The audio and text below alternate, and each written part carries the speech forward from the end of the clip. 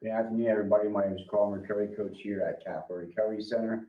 This is our all recovery meeting for the day. The article I have here is the importance of self-reflection and addiction recovery. It says unlocking inner strength and how self-reflection fuels lasting sobriety. Understanding the power of self-reflection and addiction recovery. Self-reflection is a pivotal component of addiction recovery, serving as a foundation for personal growth, emotional healing, and sustained sobriety. By looking inward, individuals gain vital insight into their behaviors, triggers, and motivations, enabling them to confront challenges with resilience and purpose. This narrative explores the multifaceted benefits of self reflection, various effective practices, and its crucial role in fostering long term recovery and mental well being. And says, what benefits does self reflection offer for personal growth and sobriety? Self reflection provides vital support in the journey of recovery by enhancing self awareness. It enables individuals to recognize emotional, social, and environmental triggers that might lead to relapse. For example, reflecting on situations that evoke stress or loneliness can reveal patterns that need attention. By examining recurrent thoughts and behaviors, individuals can identify underlying causes of their addiction. Recognizing these patterns allows for the development of healthier responses and coping skills. Moreover, self reflection fosters personal responsibility, encouraging individuals to take ownership of their actions and choices. Activities like journaling, mindfulness, and therapy are common self reflection techniques that promote emotional regulation. These practices support stress management and deepen understanding of one's motivations. Regular self assessment helps track recovery milestones. It reinforces motivations by celebrating progress and recognizing achievements. With ongoing reflection, individuals gain clarity about their values and goals, guiding them toward one more purposeful life. And some of the things, and one of the main things I do for my recovery is self reflection. You know, and it talks about there's like mindfulness practices, and there's a lot of things that we can do. And journaling is a self importance of self reflection, and it's really for me that recovery is about really taking a look at ourselves, right? And I do that with a sponsor also. Like I do it with self assessment and self reflection with myself, but I also do it with somebody else. And I do have a sponsor. I do it as well as the fellowship, and it's about identifying our triggers and stuff like that, and see and find out what the root causes of why I behaved the way I did. And it's not always about the problem, right? But we have to focus on the root and what the problem is.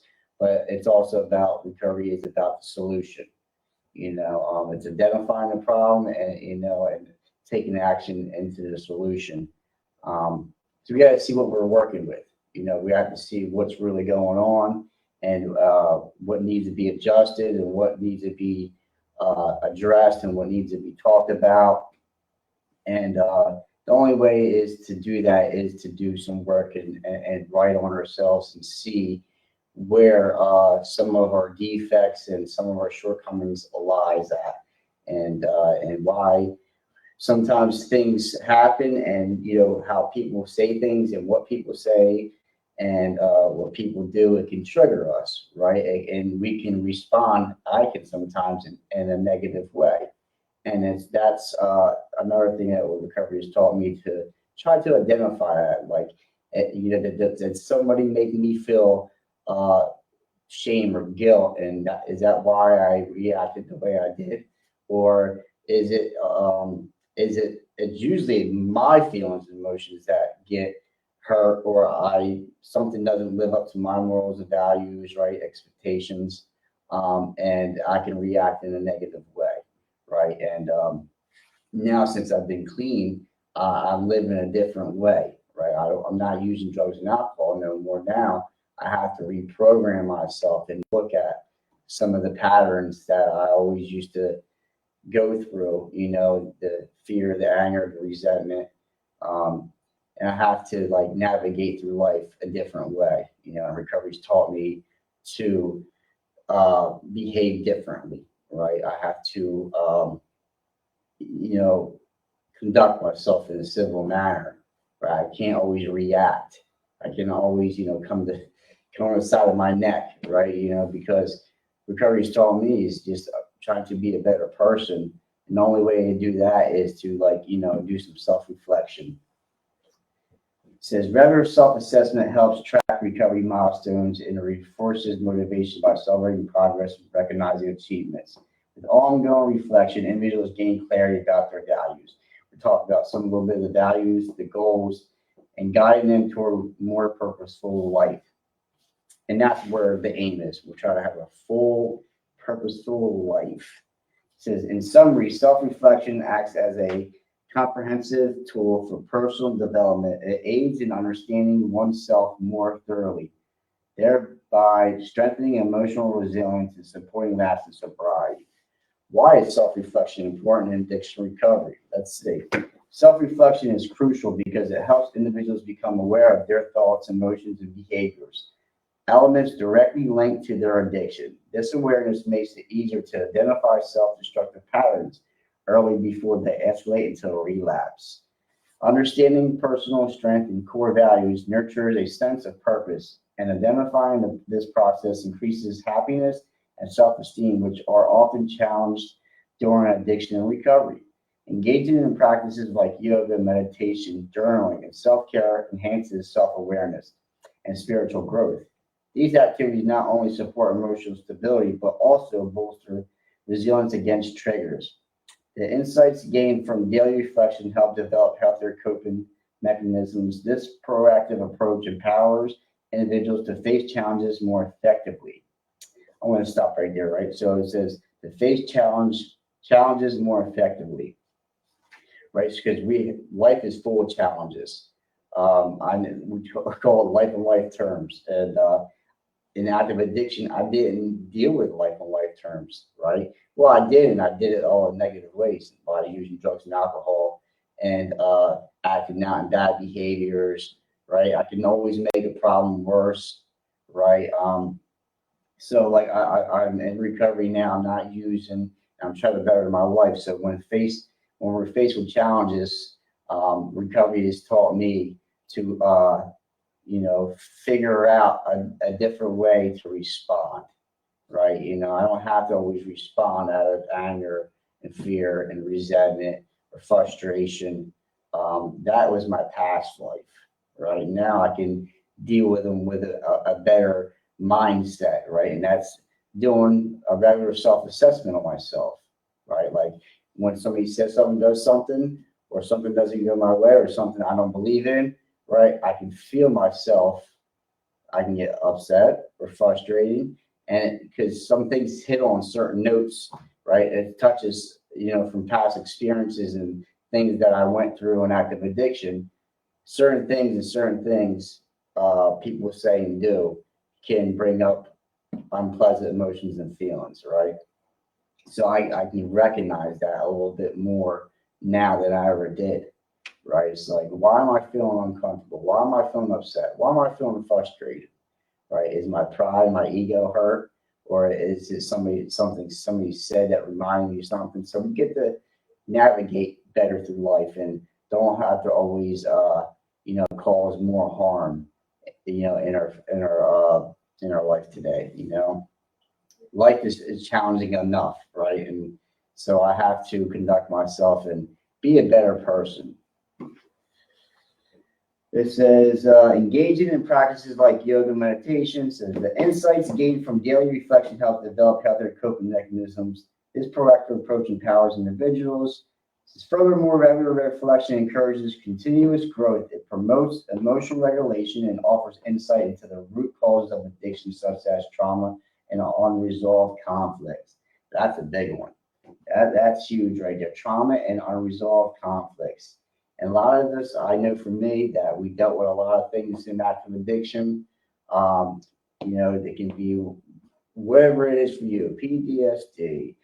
There's a lot of things that happen to us, and it builds a lot of trauma, right? And we have unresolved issues that we have, and that can bring up, like I said earlier, unpleasant emotions and feelings, right? And now, like we stripped away the drugs and alcohol, right? Now we're left with emotions and feelings and past stuff that we're left with now, and I try to stay solution based today. I don't dwell in the past and I don't stay stuck there. It does come up, right? The thoughts and feelings do come up, but like I can deal with them a lot better than I ever did. I've learned now, like drugs and alcohol and me acting out is going to be, fueling the fire, right? I can, like I said earlier, I can make a problem even worse, right? I can be part of the problem, part of the solution. And I don't want to be that person anymore, right? I don't want to be that person that I was when I was using. But some of the stuff I've seen, it's like ingrained in us because we've been through it and we've done it for many many years, right? So to peel back the layers and peel the onion, and like we have to you know learn how to live a different life and how to behave differently. That takes time, that takes work. It takes a lot of work because and that doesn't mean that we get perfect, we just get better, right? Some days we're better than yesterday, but I've learned like I can't beat myself up, right? And I have to remind myself that we only get a daily reprieve. We don't focus on the past. We can visit, but we don't stay stuck. The future hasn't came yet, but I can have some goals. So the best thing I can do is to live in the present moment, and to like work on myself and do a self-assessment and self-reflection on a daily basis, so I don't want to repeat the same mistakes over and over again. It says, how do self-reflection techniques enhance understanding of self in recovery? So self-reflection techniques like journaling, mindfulness activities, therapy sessions, and self-care practices create safe spaces for individuals to explore their inner experiences. Journaling allows for documentation of thoughts and emotions, revealing patterns and triggers that influence behaviors. Writing letters to past or future selves can promote forgiveness and self, or set meaningful goals and reinforce personal growth. It says mindfulness practices such as meditation, deep breathing, and yoga and mindful walking help individuals stay present and attuned to their internal states. These activities improve emotional regulation, making it easier to manage stress and negative emotions. And that's something that has helped me in recovery, and others helping me to manage my stress, right? And make it easier to deal with my emotions and feelings. Because I didn't have like a coping skill. I didn't have coping skills, right?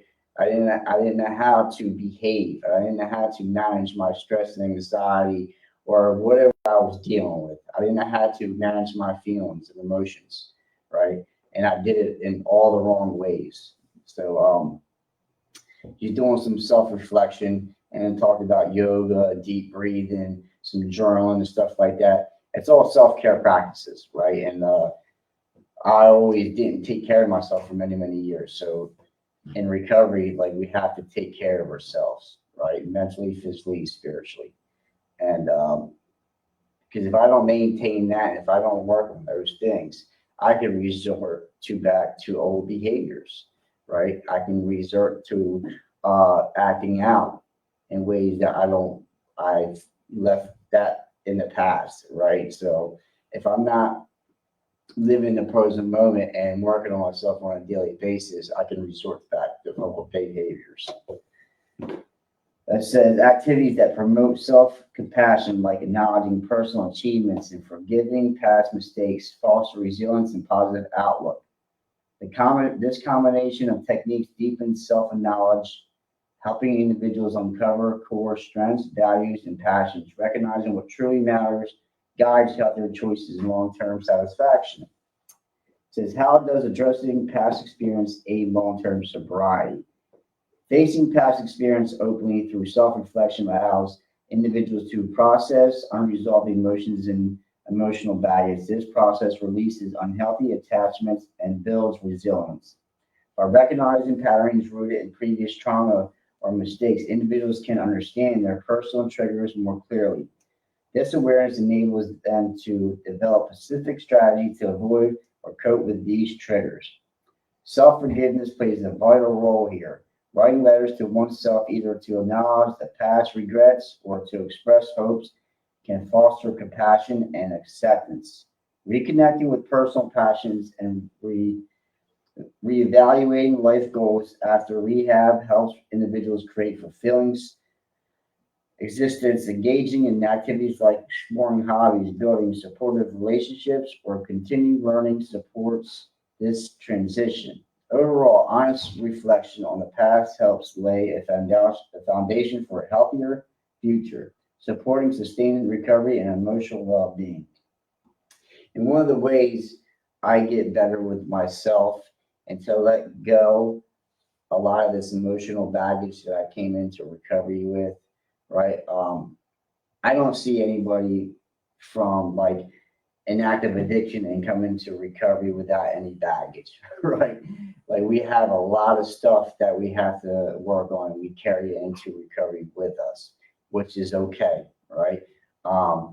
But the way to express, right, and to heal and deal from my past, is going over it with somebody else, right? Somebody that I trust, somebody I can confide in, and we find our people in recovery, right? And that could be a sponsor, it could be a counselor, it could be a therapist, it could be a mentor, right? Friends, family.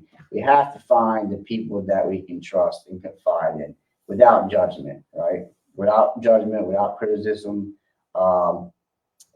and just because we need a release valve, right? And I found through, having a sponsor and having trusted friends and family, I can open up and be open and honest, right? And be just, be intimate, right? To like let go of this stuff that I was holding on for so long and express my emotions and feelings, right? And people in recovery that love me up and said, me too, right? I understand what you're going through. Because I've been through it myself right now, or I've been through it worse.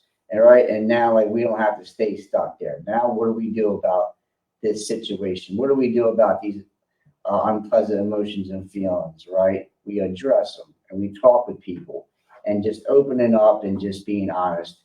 And that's one of the cures for me is, talking with other recovering addicts and opening up and not feeling alienated or feeling isolated or feeling lonely, right? It was the most freeing thing I can do for myself is just opening up and being honest with people, and we can laugh at ourselves today. I sure can, because like the stuff that I was doing, the stuff that I've been through was out of this world, right? I can like laugh at it. And, humor can really heal some things, and I don't take myself as serious like I did before,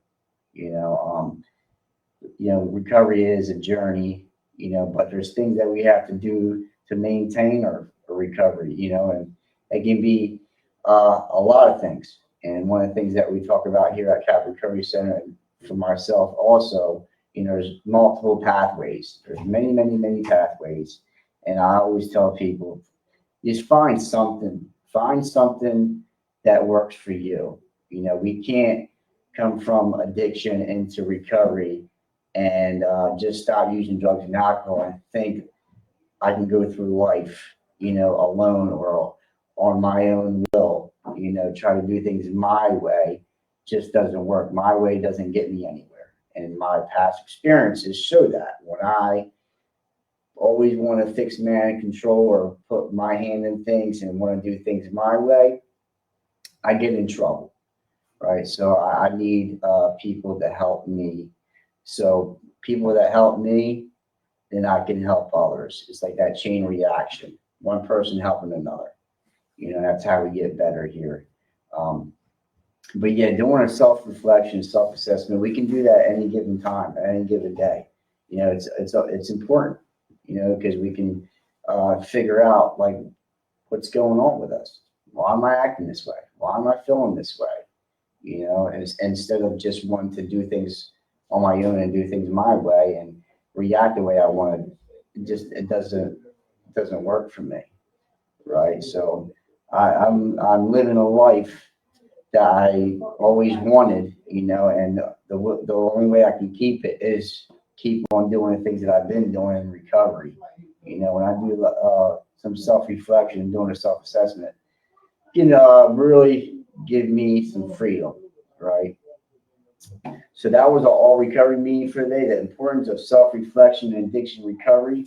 My name is Carl. I'm a recovery coach here at Cap Recovery Center. Until next time, we see you later.